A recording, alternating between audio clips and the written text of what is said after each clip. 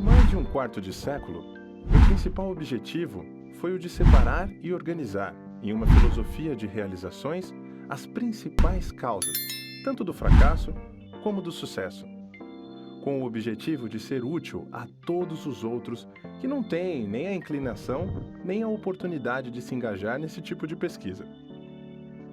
Meu trabalho começou em 1908, como resultado de uma entrevista que fiz com Andrew Carnegie. Eu, francamente, contei ao Sr. Carnegie que eu tinha concebido a ideia de entrar para a faculdade de Direito e que eu havia pensado em pagá-la entrevistando homens e mulheres bem-sucedidos, descobrindo como eles conseguiam sucesso e descrevendo as minhas descobertas para revistas. No final da minha visita, o Sr. Carnegie me perguntou se eu tinha ou não coragem para realizar algo que ele estava para me oferecer. Respondi que coragem era tudo o que eu tinha e que estava preparado para dar o meu melhor, independentemente da proposta que ele tinha a me oferecer. Então ele disse: "A sua ideia de escrever histórias sobre homens e mulheres bem-sucedidos é memorável enquanto ideia, e eu não tenho nenhuma intenção de tentar desencorajá-lo de cumprir o seu objetivo. Mas eu preciso lhe dizer que se você realmente quer fazer um serviço que seja útil, não somente para as pessoas de hoje, mas também que dure para toda a posteridade, ocupe o seu tempo organizando, baseado nessas histórias, as causas do fracasso e do sucesso dessas pessoas.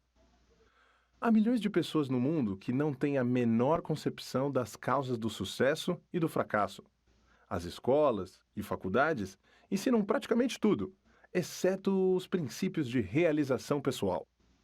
Eles exigem que jovens, homens e mulheres passem de 4 a 8 anos adquirindo conhecimentos abstratos, mas não os ensinam o que fazer com esse conhecimento depois de tê-lo.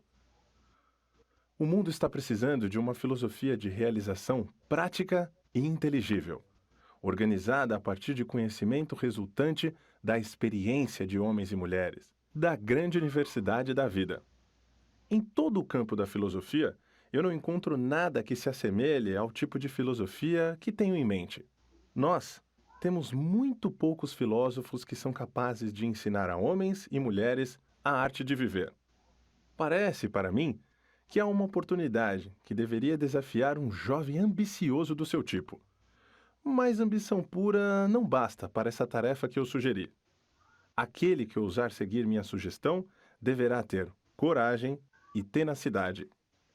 O trabalho demandará pelo menos 20 anos de esforço contínuo, durante o qual aquele que topar terá que ganhar a vida com outra fonte de renda, porque esse tipo de pesquisa nunca é lucrativo no seu início. E, geralmente, os poucos que se aventuram a contribuir para a civilização através de trabalhos dessa natureza tiveram que superar 100 anos ou mais após seus próprios funerais para receber conhecimento pelo seu feito. Se você prosseguir com esse trabalho, deve entrevistar não somente os poucos que foram extraordinariamente bem-sucedidos, mas também os muitos que fracassaram. Você deve cuidadosamente analisar milhares de pessoas que foram classificadas de fracassadas. E eu quero dizer, com o termo fracassado, homens e mulheres que chegam aos estágios finais de suas vidas desapontados, porque não conseguiram alcançar as metas que haviam se proposto de coração. Tão inconsistente como parece ser, você aprenderá muito mais como ser bem-sucedido a partir dos fracassos do que com o tão chamado sucesso. Eles lhe ensinarão o que não fazer. Na parte final da sua pesquisa, se você conseguir com sucesso manter o foco, fará uma descoberta que poderá ser uma grande surpresa. Descobrirá que a causa para o sucesso não é algo separado e longe do homem, mas que é uma força tão intangível da natureza que a maioria dos homens nunca a reconhece. Uma força que pode ser muito bem chamada de outro eu. O mais interessante é o fato de que esse outro eu raramente exerce sua influência ou se faz conhecer, exceto em momentos de emergência, Quando os homens são forçados, por meio das adversidades e das derrotas temporárias, a mudar seus hábitos e pensar estratégias para sair das dificuldades. Minha experiência me ensinou que um homem nunca está tão perto do sucesso como quando o que ele chama de fracasso toma conta da sua vida. Porque nessas ocasiões ele é forçado a pensar. Se ele pensar com exatidão e com persistência, vai descobrir que aquilo que ele chama de fracasso, na verdade, nada mais é que um sinal para elaborar um novo plano ou objetivo. A maior parte dos fracassos reais se deve a limitações que os homens impõem a si mesmos em suas próprias mentes.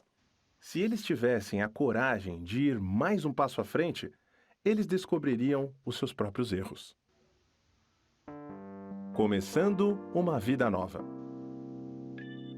O discurso do Sr. Carnegie reformulou a minha vida por completo e plantou em minha mente um desejo ardente que me orientou sem cessar. Isso aconteceu mesmo eu não tendo a mais vaga ideia do que significava o termo "o outro eu". Durante o meu trabalho de pesquisa, nas causas de fracasso e sucesso, tive o privilégio de analisar mais de 25 mil homens e mulheres, que eram rotulados de derrotados, e mais de 500 que eram classificados de bem-sucedidos. Muitos anos atrás, tive o meu primeiro contato com aquele outro eu que o Sr. Carnegie havia mencionado. A descoberta veio, como ele disse que viria, como resultado de 2 pontos cruciais da minha vida, mas que foram, na verdade, emergências e que me forçaram a pensar um jeito de vencer as minhas dificuldades de tal maneira que eu nunca havia experimentado. Gostaria que fosse possível descrever essa descoberta sem o uso do pronome pessoal eu, mas isso é impossível, visto que ela ocorreu através das experiências pessoais que não podem ser separadas. Para dar uma visão completa da descoberta, terei que voltar ao primeiro desses 2 pontos marcantes da minha vida e mostrar, passo a passo, essa descoberta. Para realizar a pesquisa, com a compilação de dados, foram necessários anos de trabalho. Eu tinha chegado à falsa conclusão de que minha tarefa de organizar uma filosofia completa de sucesso pessoal havia terminado. Longe de estar completo, meu trabalho havia apenas começado. Eu havia erigido o esqueleto de uma filosofia, organizando os 17 princípios do sucesso e as 30 maiores causas do fracasso. Mas aquele esqueleto tinha que ser coberto com a carne da realização e da experiência. Além disso, tinha que ser dada ao trabalho uma alma que inspirasse homens e mulheres, e não somente transporem obstáculos, mas também a não se deixarem abater por eles. A alma, que ainda teria que ser adicionada, como eu descobri depois, somente se tornaria disponível após aparecer o meu outro eu, através de 2 pontos cruciais da minha vida. Resolvendo focar a minha atenção e quaisquer talentos que eu porventura tivesse em retornos monetários, através de canais de negócios, decidi dedicar-me à profissão de publicitário. Tornei-me, então, o gerente de publicidade do curso de extensão La Salle da Universidade de Chicago. Tudo ocorreu maravilhosamente bem durante um ano. Entretanto, no final desse ano, fui tomado por um violento desgosto pelo meu trabalho. E então, me demiti. Posteriormente, ingressei no ramo de cadeias de lojas, juntamente com o ex-presidente da Universidade de Extensão La Salle. Logo me tornei presidente da companhia de doces Betsy Ross. Porém, desacordo com os sócios desse negócio fizeram com que eu saísse do empreendimento. A atração pela propaganda ainda estava em meu sangue e tentei novamente dar expressão a ela. Organizei uma escola de propaganda e vendas, como uma parte da escola de negócios Bryant e Stratton. O empreendimento navegava em águas tranquilas e muito dinheiro entrava rapidamente. Foi então que os Estados Unidos tomaram parte da Primeira Guerra Mundial, em resposta a um chamado interior que palavras não conseguem descrever, saí da escola e entrei para o serviço do governo dos Estados Unidos, sob a direção pessoal do presidente Woodrow Wilson, deixando um negócio fantástico desintegrar-se. No dia do armistício, em 1918, comecei a atuar na publicação da revista Golden Rule, Regra de Ouro na tradução livre. Apesar do fato de eu não ter nenhum centavo de capital, a revista cresceu rapidamente e em pouco tempo ganhou circulação nacional, chegando a quase 500 mil de exemplares, finalizando seu primeiro ano de negócios com um lucro de 3,156 mil dólares. Alguns anos depois, aprendi com um experiente executivo de uma empresa de publicações que nenhum homem capaz naquele ramo pensaria em começar uma revista, tal como esta, com menos do que 500 mil dólares de capital. A revista Golden Rule e eu estávamos destinados a nos separar. Quanto mais sucesso alcançávamos, mais descontente eu me tornava. Até que, finalmente, devido ao acúmulo de perturbações causadas por sócios no negócio, dei a revista como um presente a eles e deixei o negócio. Com essa atitude, provavelmente joguei fora uma pequena fortuna. Logo após, organizei uma escola de treinamento para vendedores. Minha primeira missão era treinar um exército de vendas de 3.000 pessoas para uma rede de lojas. Receberia 10 dólares para cada vendedor que frequentasse a minha aula. Dentro de 6 meses, esse trabalho havia me rendido um pouco mais de 30 mil dólares. O sucesso, em termos financeiros, estava coroando meus esforços com abundância. Novamente, meu espírito estava descontente. Eu não estava feliz. Tornava-se a cada dia mais óbvio que nenhuma quantidade de dinheiro, em algum momento, me faria feliz.